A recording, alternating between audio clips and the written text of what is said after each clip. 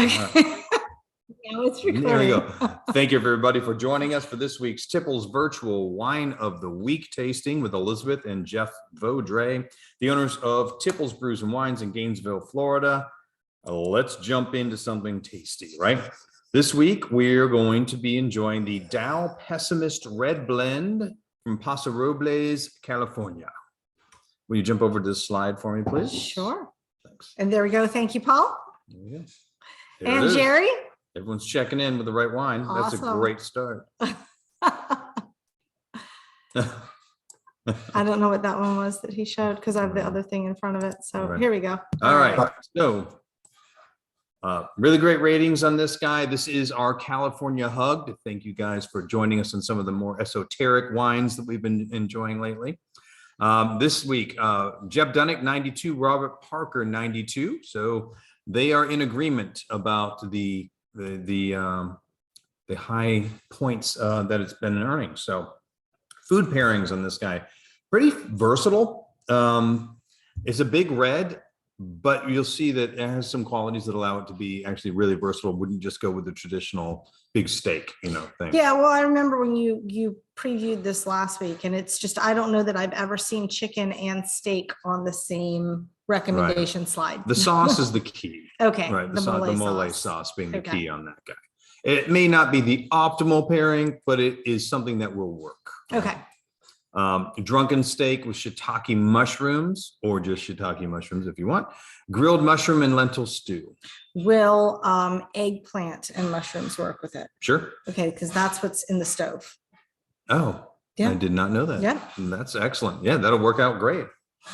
All right. So let's jump back over to us and get started with the fun. If you have not already done so, everybody, now is that magical time to pour yourself a glass. Thank you. As always with my reds, I like to give it a quick chill just to start around European cellar temperature. Not a necessity, but just something I kind of like to do to kind of let it evolve. It's going to warm up into the 70s, which is our room temperature, but I like to start at around 60. So, not looking, you're not seeing through this guy this week. I mean, just hold it, No. with the piece of paper I'm reading. You're not seeing anything through this guy. Well, and I think, I can't remember where we were now, that we were, this weekend when we were at Friends, we had an Italian wine that you also couldn't see through, but it's Right. Italian, so it's misleading. Right. So, and then this one is what it looks like. Right. Yeah. And a lot, like I say, Italians that you can see through can be really misleading Mhm. because they can be really big and grippy and, Right, right. and these guys, okay, Yeah, I said it the reverse. It is definitely going to be what it appears to be. This is a new world wine, a new world style, a very new world blend, which we'll get into. I feel like it's very purple too, not so red. Right. Not so much garnet as Mhm. a flat out violet, right? Right. A deep violet color. So what makes up this guy? It is 62% Petite Syrah, right? 18% Zin, Okay. 70% Syrah. So these are heavy dark hitters, right? When you go, and then 3% La Graine. Have not heard of that. I know, right? So It's only 3% too. it's only so 3% of it. What is it there for? It is there for spiciness Okay. and a little earthiness, kind of balance it out. Okay. Alcohol content on this guy, I thought I saw a hand up a minute ago, is 15.2%. So That's nice. yeah, got some alcohol. Yeah. Linda's happy with that. Have you had a chance to drink it at all yet? Oh, okay. I've just been drinking away at it. Right. Oh yeah. I mean, obviously I've had it recently, but Right. So this guy, aging potential, we always go into that, right? So aging potential, it's really meant to be consumed young, Okay. but we're getting in there. We've got pretty good alcohol content, right? How old is this one? Hmm. Because the bottle's way over there. It's the 2020. 2020. Okay, so So- we're consuming it when it should be consumed. Yes, we're right in that zone. All right. Right. It has some nice drying tannins, but they're very fine and powdery. So not aggressive, big tannin. So that's not going to help it age all that much, right? And then would you say it's a particularly tart wine?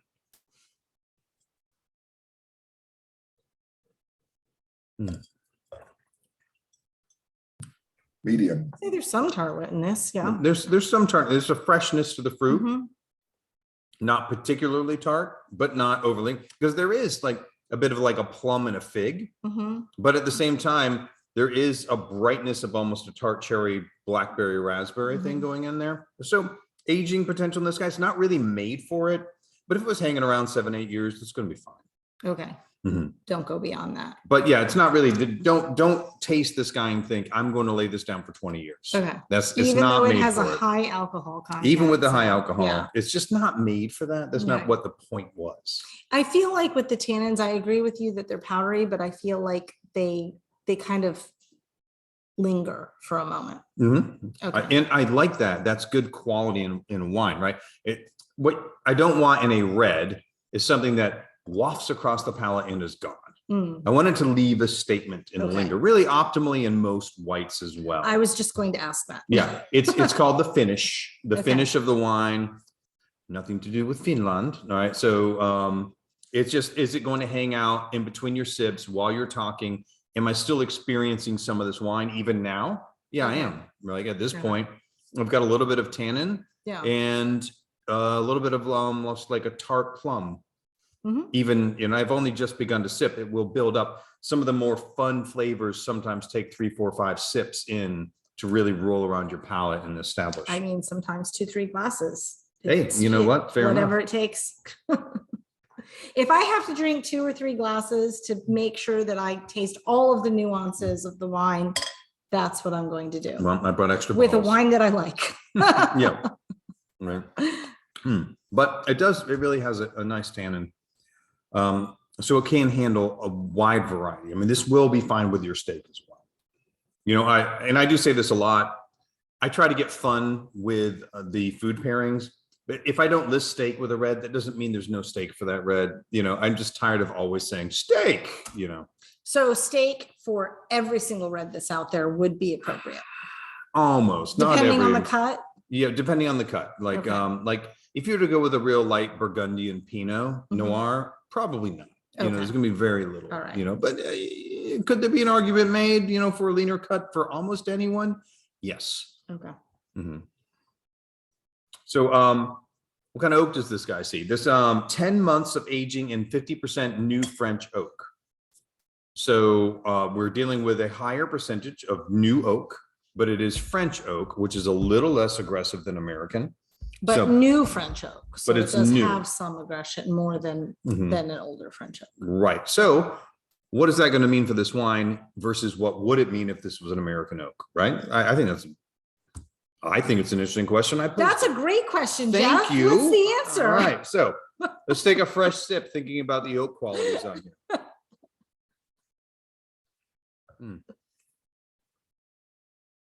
So French oak tends to give spice and to round out the tannins a little bit, to tame them down.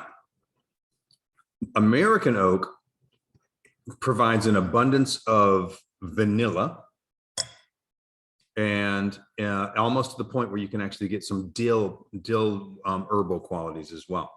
I'm getting really no dill on this guy, and I'm getting a minimal amount of vanilla, almost like a milk chocolate on the finish, rather than a vanilla.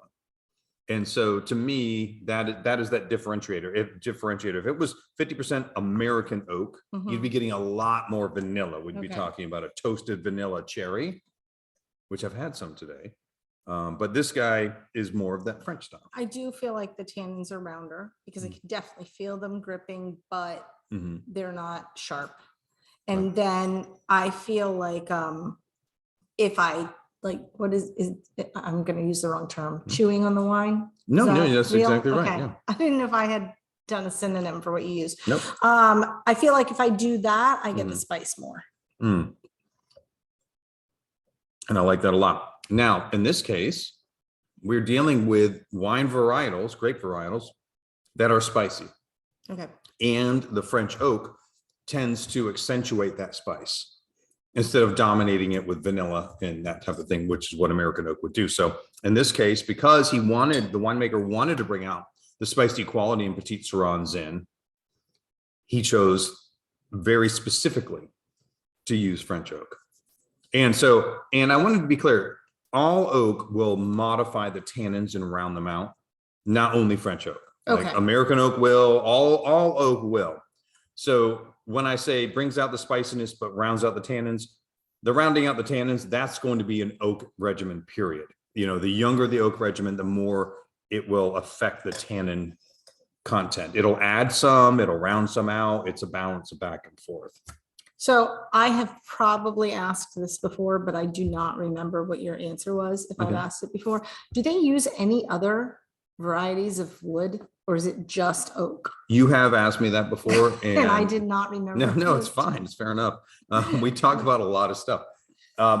If anyone is, I've never had any. Okay. All right. All right. So somebody's out there using cypress knees. That's right. You know what? And then and I said this before, the only other wood regimen that I've had other than oak was some cedar. And that was on a sake. Well, so it was a cedar aged sake, which made it incredibly peppery. Okay. It was really cool. We have it in the store. Is it going to be on our sake tasting? Yeah, I always include that one. That Okay. one's just too cool to leave off. Mhm. So, all right. So, aging potential, covered all that. Oak regimen. Let's go into a discussion now of the scent and taste. Now that you guys have had some time to kind of work with the wine while I've been gabbing. What He do just you wants guys? you to talk so he can drink. It's time for me to drink and you talk.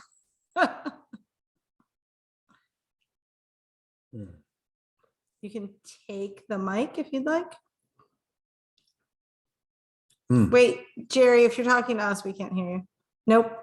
I'm just mumbling at the screen. He Yeah, you want me to try it with the sound on? Ours has been open for almost an hour and it has aged or changed dramatically with the tannins decreasing in power, if you might. They really were never very strong, but they just really mellowed out. Mm-hmm. So it just opened right up. Harry saw it about 10 or 15 minutes, really quick. Very nice. Nice. Yeah. Awesome. Yeah, I would say this one, as far as the tannins, it's meant to be more of a velvet experience, Mhm. kind of a luxurious, and that is this wine, right? You're looking at big and opulent and velvety and luxurious. Yeah. That's what this wine is meant to be. Would you mind turning up the volume a little bit? Oh, sure. Thank you. I appreciate it. Well, hold on, here we go. So there's a lot to unpack here. Like, let's start with the aromas, right? We'll start with those guys. Blueberry, cherry, plum. Let's go in the fruit to start.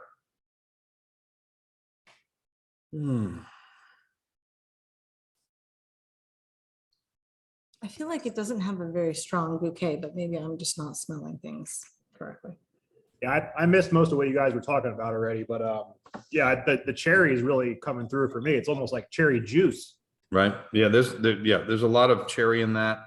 I think the red plum is playing on that cherry, which they play well together, and that'll kind of mingle. And then tobacco and some pepperiness and some leatheriness.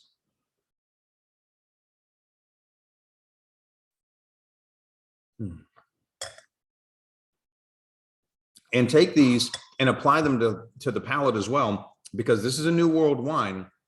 They're pretty much the same. There's not that big of a difference. Right. What you're going to smell, you're going to taste. Right. So once again, leather, baking spices, tobacco, maybe some black olive. What do you think? I'm thinking Chris is going to back me up on the black olive on this guy. I actually don't think it's that olivey. Sorry to burst. I think it is still very velvety. He just gave me the signal to mute you, Chris. I don't know why. I thought that the kind of chocolatiness and some of that blueberry really came out, and I think it is something that does kind of like stick to your tongue a little bit. I maybe a little bit floral, maybe a little bit of herbiness, but But yeah, not as much on the all over the I don't know. Yeah. Yeah. What do you think about like a mole sauce reference? Like a Yeah. mole, like Yeah. it's a savory chocolate, deep Yeah. earthy kind of thing. All Yeah. right. Yeah. So Yeah. some of the description is truffle, right in there, which I'm like, okay, all right. So, and I think that's where we're playing is in that zone. Did anybody else get smoky paprika? Because that was like the first taste I got when I tried it. But that was probably 15 minutes after we opened it. So Yeah. Yeah, I can see that. Yeah. All right. Yep. And there's a ton going on here. I'm like, you could Yeah. almost like, if anyone was just nervous about saying anything, tonight would be the night. We're like, Just throw things out. how about rhubarb? Yes, sure. Why not? And by the way, rhbarb is one of the ones that potentially you could taste in this. I just feel like rhubarb, you've mentioned it a lot. Yeah, lately. I'm not getting as much is in my rhubarb. mind. Yeah, to me, for my palate, I tend to apply it to higher acid wines. Mhm. So tonight is the night to throw out pineapple. No. That's good. yeah, We're I gonna get keep those. rhubarb on the bouquet. Like Yeah. smell. All right. Black tea is another thing for that dark thing. We're not, I'm talking about I that can do mole, that, the yeah. thing, black Mhm. tea is another one. I'm trying to, I was going through it. I'm more familiar brain with kind of black tea because unpacks I it. have that a lot A more lot, than I right. have mole. And I Mhm. love that, like when you consider it with a tannins too, because if you're drinking black tea, black, Mhm. right? Which You're is going how to I get, drink it. yeah, which is how Yeah. you drink it. You're going to get much more of that. And you do a combination because I make it for, it's a combination of black tea and roasted dandelion root. Yes, but I've had straight black tea recently too, because I was like at a Starbucks or something and I just got black tea. Yeah. So much more recently than I've had mole. So that's a taste that's in my mind more recently. Very nice. All right, and then so we've got tannins. We've talked about how there is some grip here, but it's kind of fine tannins, right? And not particularly aggressive, more of a velvet hugging your tongue. Yeah, and I do feel like as it's opening up, those are relaxing more and more too. And that makes sense. Mhm. Yeah. And a heavy body, right? This is a big, heavy wine, right? It's a mouthful when you get in there, which is one of the reasons you're unpacking it, depending what you're eating or not eating. As it's opening, it's expressing different things. There's a lot going on in this wine. And we're dealing with some very intense grapes. And so that totally makes sense. Mhm. Every time Jeff makes a double entendre, you have to drink. I'm not even doing them on purpose right now. I know. Visit me in the store for It's the even live better. game. All right. Okay, let's go to the slides, please. Okay. And are my teeth purple yet? Let me see.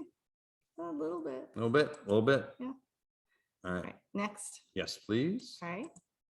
All right, so wine label review. So on the front, we see an awesome picture of an oak, which actually does matter. Okay. And the word pessimist.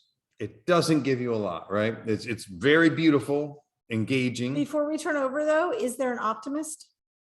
There is none, Oh, okay. Well, they need to make one. right? Mhm. But you look on the back, and why is it called the pessimist? Well, it's the quote that they're like, Pessimist a is pessimist never- is never disappointed, right? That's awesome. So Pessimist by Daou on the back. So it's made by Daou Vineyards. They actually do make some beautiful wines.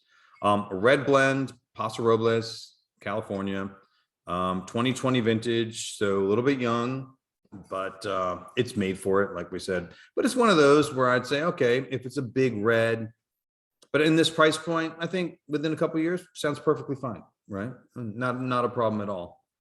It doesn't tell us what's in the blend, so leaves you there. All right, it's California red blend. Most California red blends are Bordeaux varietals, Okay. right? So that would be Cab, Merlot, Cab Franc, Petit Verdot. This guy is not those guys. This guy is a very. So, but would you also, because you've said we are the Zin producers of the world, Mhm.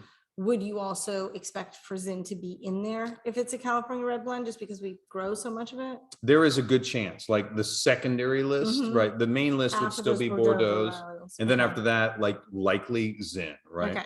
Okay. Now, the one thing that would be where I know, but most people wouldn't know, right? Mhm. Is that Paso Robles is kind of famous for their interesting blends. Okay. So when I see Paso Robles, I'm thinking could be a standard Bordeaux, could be something really cool, which I think we have something really particularly interesting here tonight. Let's see, cellared and bottled by Daou Vineyards. So I'm like, okay, this is not an estate one, right? Daou does do estate, right? They do. But it doesn't mean that he doesn't have a bunch of friends making really cool wines or really cool grapes, growing wonderful grapes, Right. that he's not going to bring them into his area Okay. to work with them. But does cellared mean that they blend those grapes too?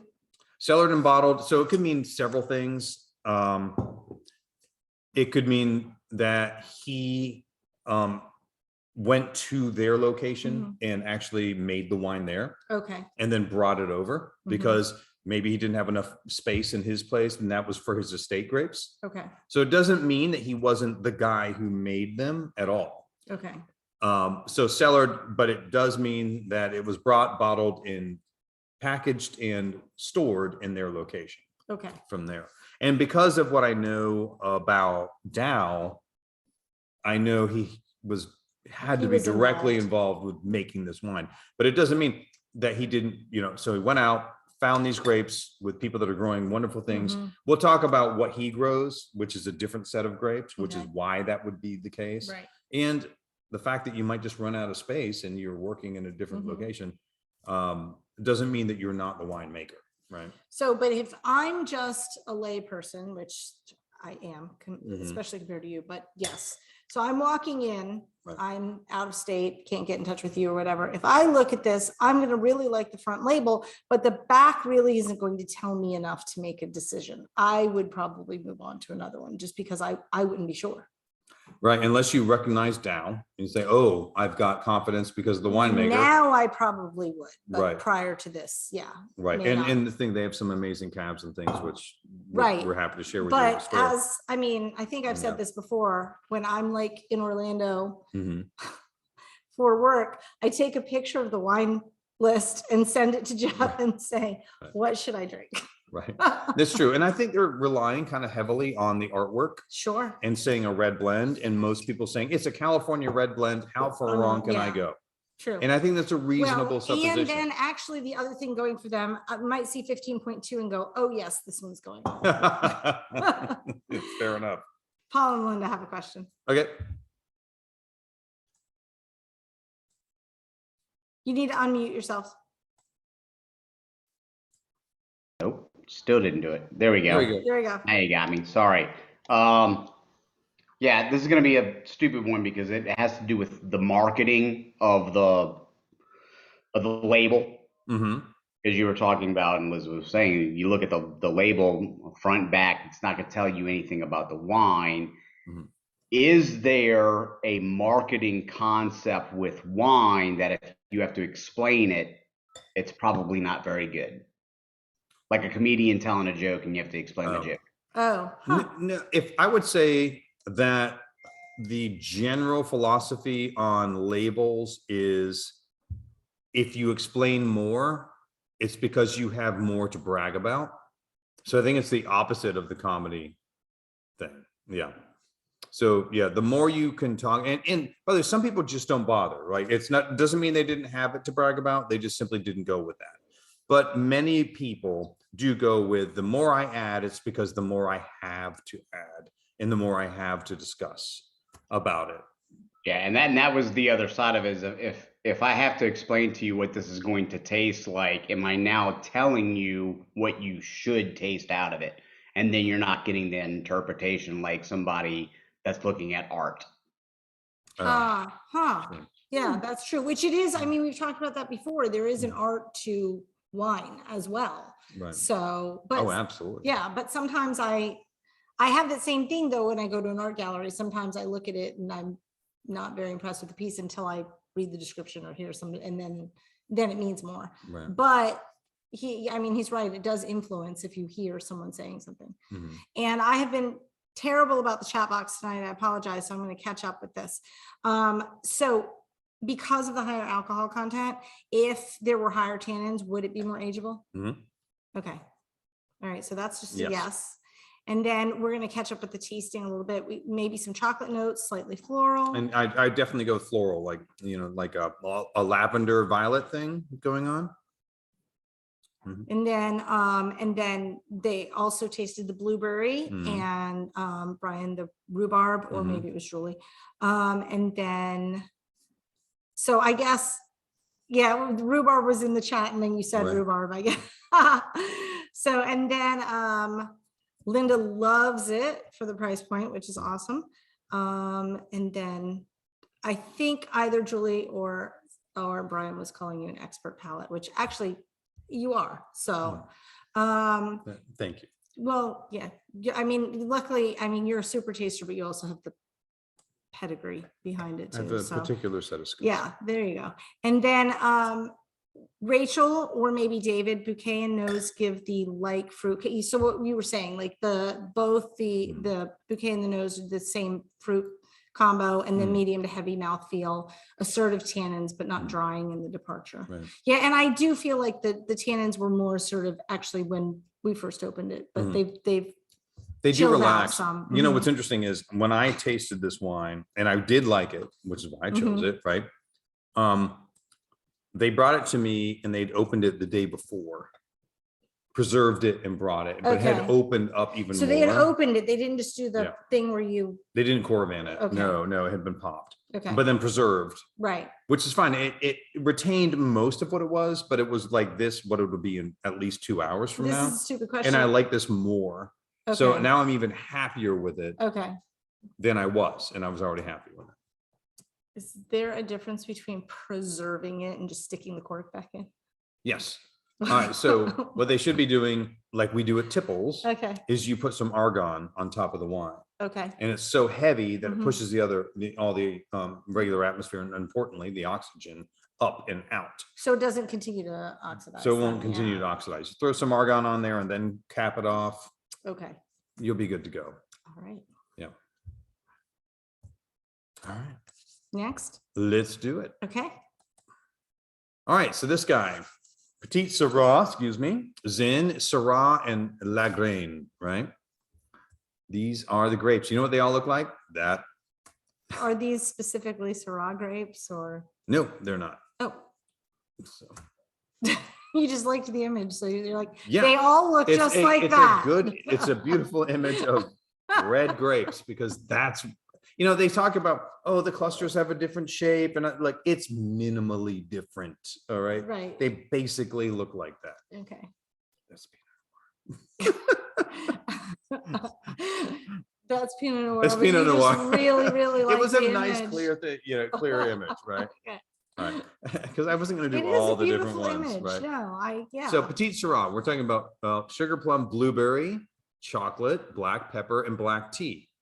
And it is the dominant fruit in that we're dealing with. The color looks really close. Yeah. So right. high fruitiness, high body, high tannin. We're doing high fruity, high body. I would call it medium tannin, medium plus, medium acidity, high alcohol. So this wine favors Petite Syrah. Okay, and it's medium because of the other grapes that are mixed Right. in. Okay, Mhm. all right.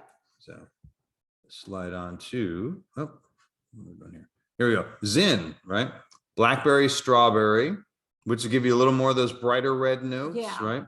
Peach preserves, not going there on this one. Cinnamon, not so much. Sweet tobacco, I would totally go with. So I kind of wanted to like hit some of what we're going to grab from each one. Sure. Medium to low acidity. Yep. ABV a little bit higher. Also went with it, right? So it Yeah. just supported it hand in hand. Next one. I feel like I'm getting a little more peppery Mhm. as it's been opened more. Yeah, well, they definitely, the first two can both give you, especially because they don't put that on here, which they're like cinnamon, sweet tobacco. I get pepper on Zin, well-grown Zin Mhm. regularly, Okay, right? So to me, pepper should be a Zin characteristic regularly. and also Zin is the grape of the United States. That's what I say. We're going to start a campaign, We are, that's right. do a whole marketing campaign for it. 90+% of the world's Zinfandel is grown in the United States. Mhm. 100% of the most expensive Zin, highest quality Zin in the world is grown in the United States. Well, like we said, when you run for political office, that's part of your platform. Or That's it's it. just the whole platform. Zinfandel is the national grape of the United There you go. States. And then did you mention Croatia? Oh, but it's from Croatia, right? I put that on there for a reason, right? Like Because my it's- wine grapes thing It says sea began slides. there, It's but from Croatia, right? So we jump back. we So grow 90% of it. so Petit Syrah Uh-huh. comes from France, right? And Zinfandel comes from Croatia, but grown here. And Petit Syrah, we really play with Petit Syrah more here. I'd have to look at that graphic, but I do believe I'm right that it's grown more here than in France. Oh, wow. Yeah.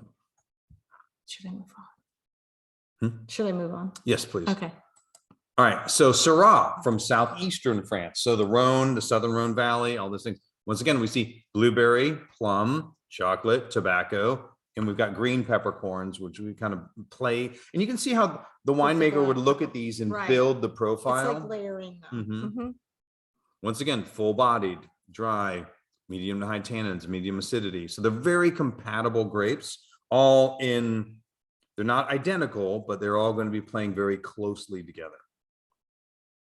I actually really like the choices on this blend. I think it's fantastic. So southeastern France, these guys grown in Paso Robles. All right, next one, Which please. is not in southeastern France. It is not. Mhm. So Lagrein is from northeastern, Italy, not France.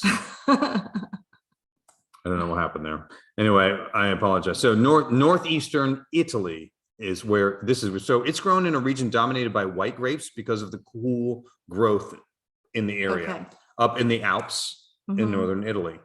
So fruity, earthy, and spicy. So when you get it, say, okay, fruity, we're talking about a lot of fruit with the other ones, earthy and spicy. The others have a nice spicy quality as well. I can see why they threw it in there. It's kind of a fun thing to throw in, right? This is crazy though. Less than 1,000 acres planted in the world. Yeah, almost all of it is in northern Italy. I would love to know how many acres Where, are in yeah. Paso Robles where they're sourcing this, Mhm. and who is doing that.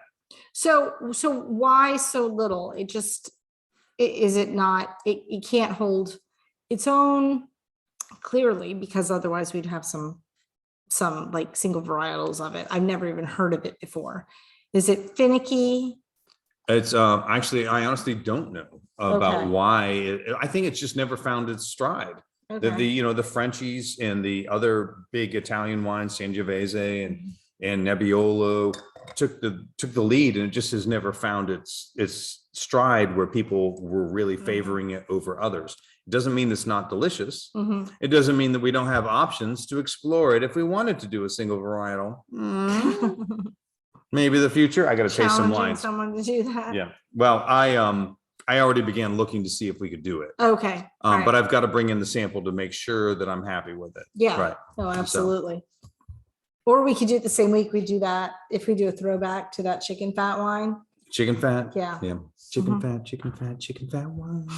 Are you ready? Yes.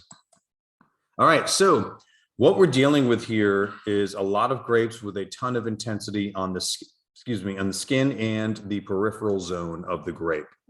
I'm sorry. It's fine.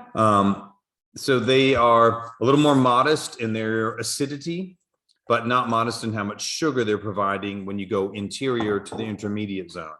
But they are we're dealing with some very intense skins and peripheral zone on the outside edge. And it's across the board. All right, so where are we? Where in the world are we making wine? So we're in the northern growing latitude, right in the center, right? So right in the center on the coast here in California. Not quite on the coast, but still. So here's California. We're on the interior here in the central coast, inland a little bit. So This is a new map. yeah. So right here, we're in this is Paso Robles. Mhm. See this right in here? So we're not on the coast. When you're on the coast here in Central Coast, you're dealing with Chardonnay, Pinot Noir, and some Syrah. But inland, what they're finding here is it's incredibly flexible. Excuse me here. and they're able to grow in a wonderful variety of options. So Paso Robles, Paso Robles means pass of the oak tree. Remember when I said the oak tree meant something? Yeah. Yes. So Okay. it's in Paso Robles. Let me get a better look. So you see it's inland, it's on the interior of this mountain range. And so therefore you're going to have a lot more warmth, and they do have a lot more warmth, but they have a wonderful variety of different soil options. And then of course, depending on if you're on the slopes, you're going to have different amounts of, temperature changes and how much heat you get. It is the Wild West of California winemaking. This is literally what they refer to themselves. And because of all the different temperatures, soils, terroirs that you can play with in there, they play with a tremendous number of different varietals, from the Italian classics to the dominantly right now, the Bordeaux classics. So Bordeaux, France, we're talking about Cab, Sauv, Merlot, Petit Verdot, Malbec. Those would be the classic ones. But you're also dealing with Syrah and Barbera and Nebbiolo, and you're dealing with a ton of different really cool grapes. Petit Syrah, obviously. So it's a really fun place. And Paso Robles, the town of Paso Robles was founded by Drury James, who is the uncle of me, James. No. It's my cousin. Yes, he's the uncle of Frank and Jesse James. Really? Yes. That's really cool. Right. And once again, going into that wild west of the winemaking world, right? California's fastest growing AVA. So since the year 2000, they've grown from 50 to 200 registered wineries in the area. Yeah. Opulent, known for opulent fruit-driven styles because of all the warmth in a very long growing season without worrying about late season rain. So the high heat in the summer, we were just talking about, was it the Pinot or the one before? They were talking about the high temperature of the summer growing season, and it was 70. Remember? Yes. I think that was the Italian. Anyway, yeah, it was the Italian. Anyway, the high temperature here is 105. Yeah, I was going to guess it was pretty high there. Yeah, it's an entirely different level. But it's a dry heat. It's a dry heat. I don't care. It's too hot. You know that there is a difference though, because we Yeah. were in Las Vegas at 107 and it It's did true. not feel It like it doesn't would feel have the felt here at 107. No, that's true. Yeah. Like today at 90 felt brutal. So anyway, but they drop off quickly at night to stop the ripening process and keep those sugars from getting out of control in the grapes, because they drop 40 to 50 I was degrees just going to ask. between their high and their low. That's Yeah, a can you imagine being at huge 105 difference. and you slam down to 55? And No, it happens quickly. Like that's it, amazing. it doesn't take, As it's soon not as like the 4 in the sun's down. morning. Yeah. It just Yeah. slams down there. Hmm. So the first wine crop ever produced in Paso Robles was, Zinfandel. yes, Oh. exactly. Then was their game. And now they're Kiss my moving brain. it on to different ones. So yes, beautifully done. All right. Now let's take a look around Paso. Okay. Here it is. So you can see that it's in between. It's, Yeah. you know- No, I love this little strip of grapes. Oh my God, I'm sure those are amazing. Yeah.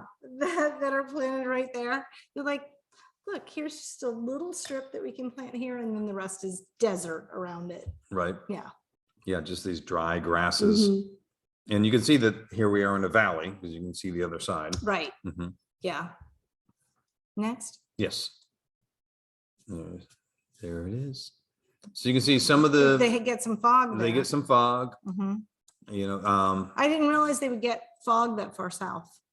well, I guess. they're inland, they're just over. So some of this is coming just over that mountain range Mhm. and then pouring down in. Yeah. So, but hilly, high calcium soils, clay, fast drying, fast drying, low organic content, lots of minerality.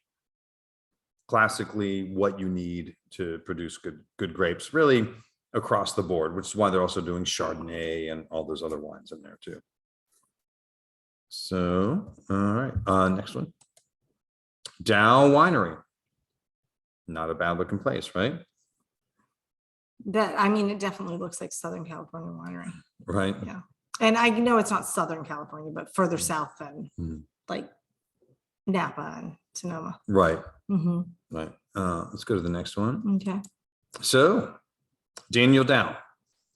He is Is he the founder of the he's winery? the founder, he's the Okay. winemaker, he's in charge of how they grow the grapes, and you know, he does the whole thing. He combines, his big thing is combining the arts of winemaking with the science of winemaking. And we'll talk about a little bit about what he's done in that area. No, I love that you brought that back to art, because it seems like we planned it with Paul to, hey, could you mention art so that Yeah, no. Jeff can say art later on? I was so glad he said it. And I was like, I almost said it then, and I decided, hold, wait for it. I'm already prepared for this. But also, Paul's my buddy, and we talked ahead of time, and he fed me the line. There you That's go, how that yeah. works. That's right. All right, go to the Ready? next one, please.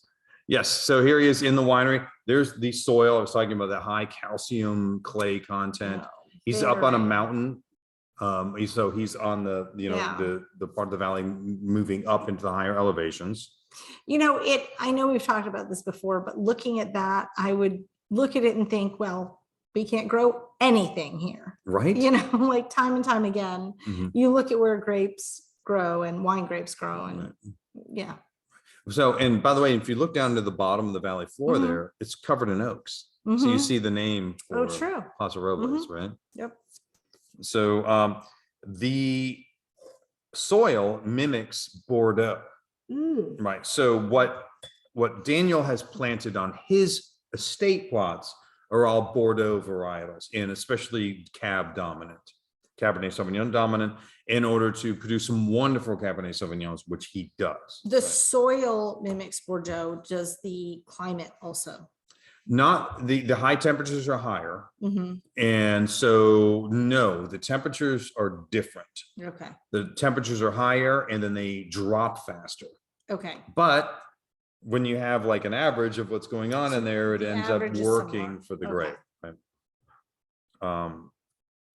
So really flexible across the valley, like I mentioned before. Yes, he's concentrating on Bordeaux varieties, but it's a really flexible piece of land. You can grow a lot more, even though he's already filled up his land with the Bordeaux varietals, which is why he's working with some other people to bring in what he wanted for Oh, this. sure. Yeah. Mhm. And why not? They're out there. You know, he's meeting these guys saying, this is fantastic. Yeah. Somebody should make a great wine with this. Why not me? So when I talked about the heart of a scientist and the eye of an artist, he uses very specific vineyard designs, and he has he's able to work down the slope of that vineyard to increase how many vines he has per acre. So for an 'Cause it's an not operation that's terraced. still owned, you know, that's still very much directed by one guy, Mhm. he is still able to produce a large amount of wine. Okay. So he's keeping the quality up, because you Mhm. think if you never drop grapes, you can have some crappy wine produced in large amounts, right? Right. So he's able to keep the quality up. He's really working on a scientific way. The other thing he does is he sampled hundreds of different, and Brian's going to like this, because we had this discussion about inoculating wine with yeast, or letting the native yeast do their work, right? Mhm. And a lot of people, and they'll say it time and time and time again, we allow the native yeast to work. Whatever, we crush it, it happens, that's it. It's all native, and that's part of the terroir. Fair enough, right? Mhm. But there's a lot of discussion in the industry, and we've talked about this a little bit, where people kind of hold up a red card and say, I don't believe you. You know, I think you inoculate to get a specific result, because you get a very similar result every vintage. Ah. And then they would argue, no, it's because that's the dominant yeast in my area, and so it's going to be consistent. Mhm. Fine, fair enough, right? I can't tell you exactly where it lands, but I can tell you that what Mr. Daou did was he sampled native yeasts, cultured them, worked with the ones that worked, and produced the best combination of flavor and results with clarity and alcohol production and everything in his wines. So it is from his vineyards, but it is inoculated. Okay. So it's a hybrid. It's a native inoculation. I think that makes sense. Does he have a scientific background? Do you know? His background was really deeply in the wine industry. Oh, okay. Yeah, with All a right. lot of wine study was what I was reading Okay. on his background. So if you do have, if you do have a lot of wine education, though, you should have some of the science of it too. Oh, as well. absolutely. I mean, So, that'll be yeah. my next level, is getting Right. more into the enological side Mhm. of actually creating the wines. So When you may have said this and I missed it. When did he open the winery? What year? actually, it's not been that long. His first one was, I was reading it just over 10 years ago. Really? Yeah. Wow. His Okay. first vintage. That was what it said on the website. So, and I thought Was I'd it seen it long actually ago. just over 10 years ago, or it feels to us like it was 10 years ago? So Right, yeah, yeah. it could be 15, right? Yeah. Because of COVID, everything seems further, or seems closer because we got rid of those years. No, I was just No. thinking of that thing the other day when one of our friends said, oh, 1918 is the same distance away from, yeah, and all right. that. Oh, like, yeah. Yeah. Because as you age, it gets very sad. Right. All right, Next. next slide, please. All right, so Oh, what an yeah, ugly this place. is from the Hate to go winery, by there. the way. Yeah, I want to drink some of his wine right there. Thank you Yep. very much. Mhm. And we do have a video coming up. That is just a gorgeous vista. Yeah, right. Mhm. Oh my God. Yeah.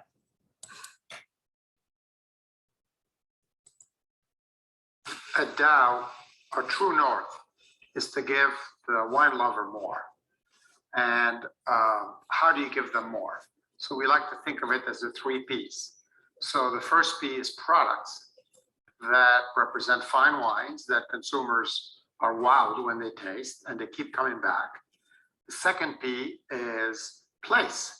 So the place has to evoke memories. So when you're there, you feel like you've arrived, you feel like you don't want to leave, and you want to bring your loved ones so that you can experience memories with them at that location.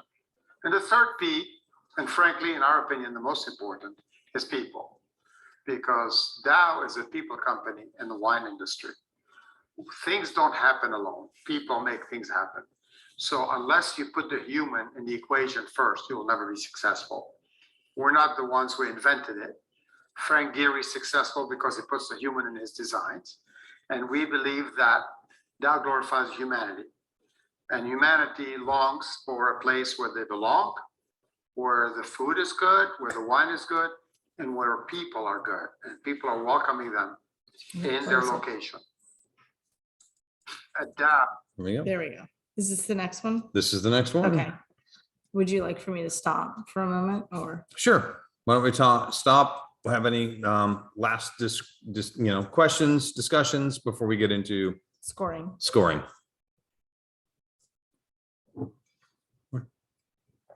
I want to have it with my eggplant. Okay.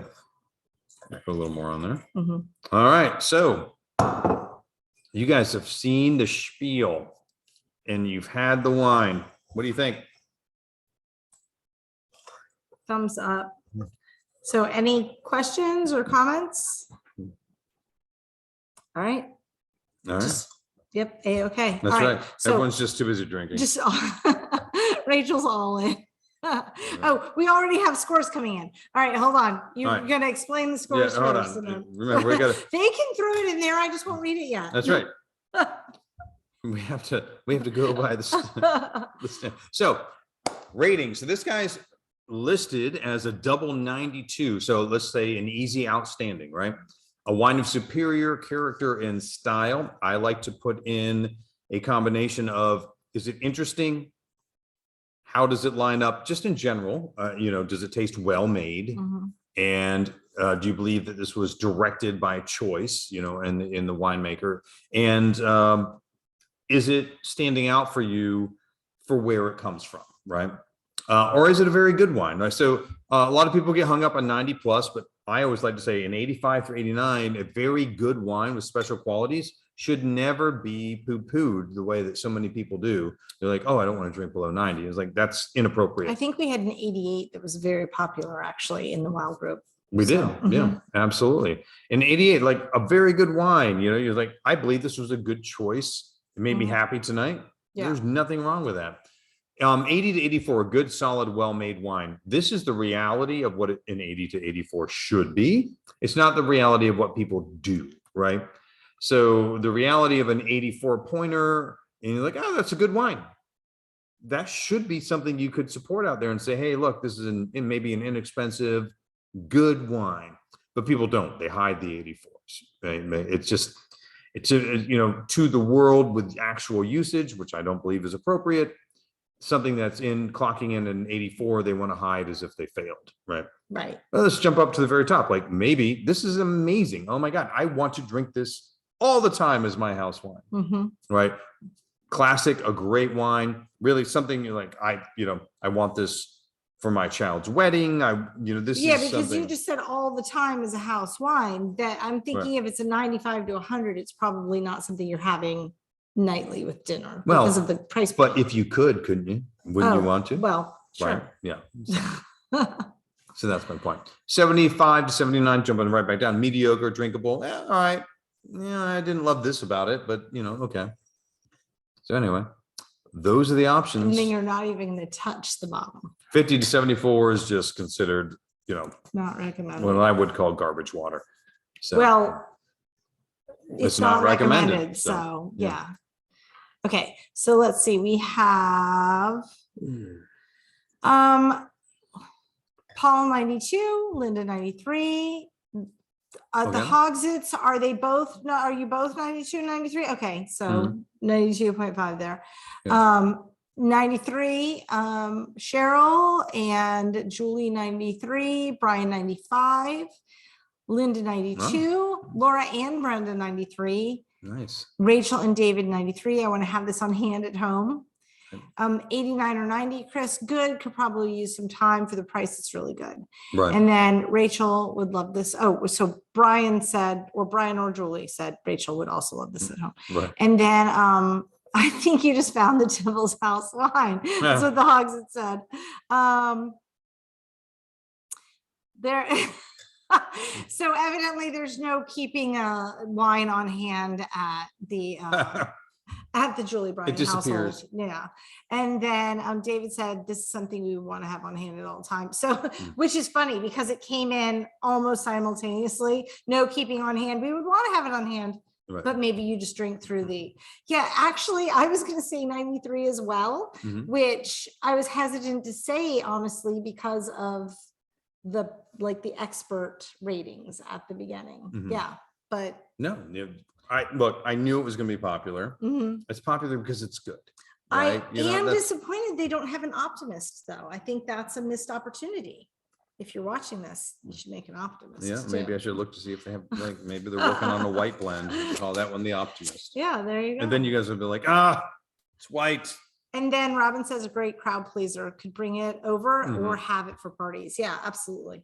So as a crowd pleaser, this guy way overperforms, right? So if you're like, and because the price point on this guy is, so it's barely over 20 normally, just, on sale this week. So call it 20, right? As an average. That is a crazy good wine for that price point. For something that you could easily grab and go to a party with. Would not have guessed. For it a was party that. pleaser, it is really quite wonderful.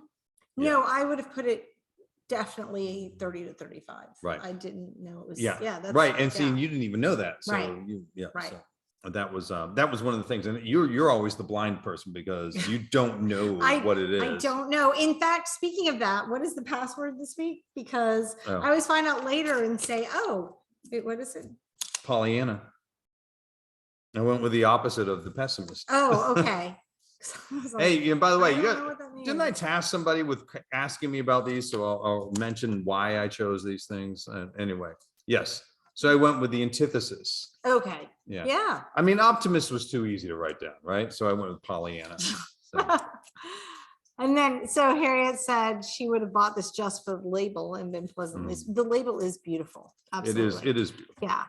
And then Paul, I feel like my ratings have been completely in line with how well I can find a good food pairing with I taste it. Yeah, with the night I taste it. Absolutely. Right. Yeah.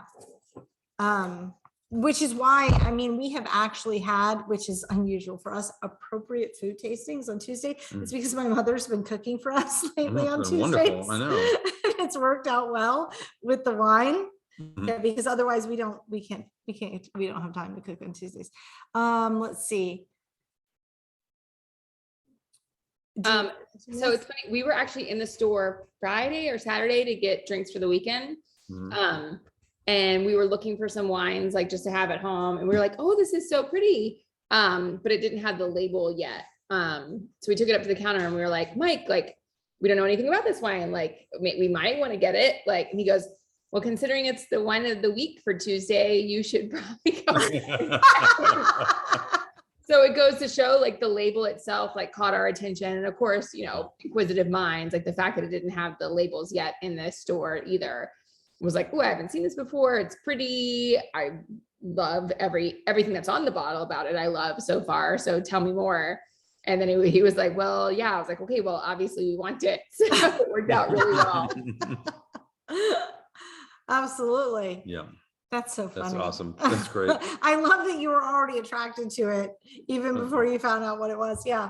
Perfect. I could just see Julie walking up, playing all coy. Why? Hello, Mr. Wine. Would you like to come home with me? Exactly. That's not coy. So, and then that's a nice pairing. Truffle short ribs, crostinis from Spurrier's with this. Yeah. Absolutely fantastic. That sounds amazing. Absolutely. Real quick, we paired it with we marinated a steak and then a flank steak, a skirt steak, and had it with some kind of like dirty rice, onion, red pepper, and chimichurri, and it went really, really, really great with it. I thought the acidity from the chimichurri and stuff like that really played with it really nicely. That sounds great. Yeah, that sounds fantastic. The nice thing about, and that's one of my things, is Zin and Petite Sirah play really well with spicier meat dishes because of the fruitiness. So they can play. It's not a sweet versus spice, which you would do with like a white, but it's a fruit versus spice, and it really helps to play off of each other and bring out the best in both, I think. Mhm. So I love that pairing. I think it's great. So. Oh, and then they're having it with all these chocolates, Harriet and Jim. Yeah. Oh, no, I guess the Snyders are having it with all these chocolates. What are the Hogsets having it with? The label. I missed it for a moment. Some other chocolates. It's a dark chocolate. Yep. Perfect. Yeah. Yeah, that'll Mhm. definitely play with it. I mean, We've got Aldi chocolate too.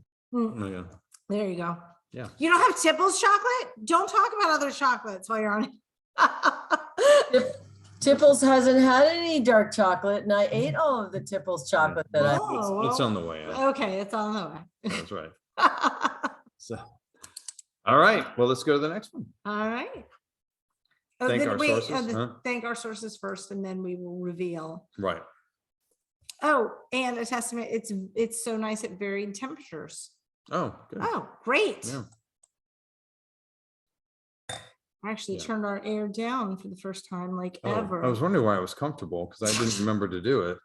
Well, I walked with I was gonna say I walked with Reese. I walked with Monty Mm. like right before I had to get ready for this, and I got overheated because it's so hot already outside. Yeah. And so I dropped it to 72. No, thank you. So that's I love you more now. Normally at 72, I'd be under a blanket and in a hoodie. So there you go. At 74, I'd be sweating. All right. Yeah. So, all right. Thank you to winefolly.com, always 750.com, Wikipedia, Food and Wine Magazine, Daou Vineyards, Afar Magazine, Ocean Drive Magazine, and PR Paso Robles. We have several new sources this week. Yes. Yeah. Yeah. Awesome. All right. So what Next week. are we drinking next week? I'm afraid. White wine time. All right.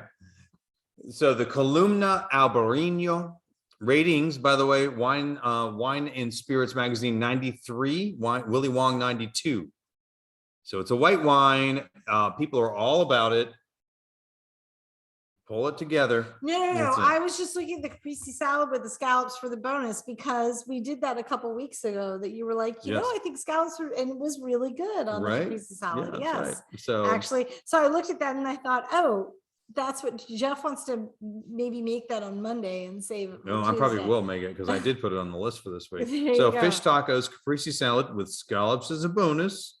Ceviche fried grouper, Mhm. grilled swordfish, could handle it.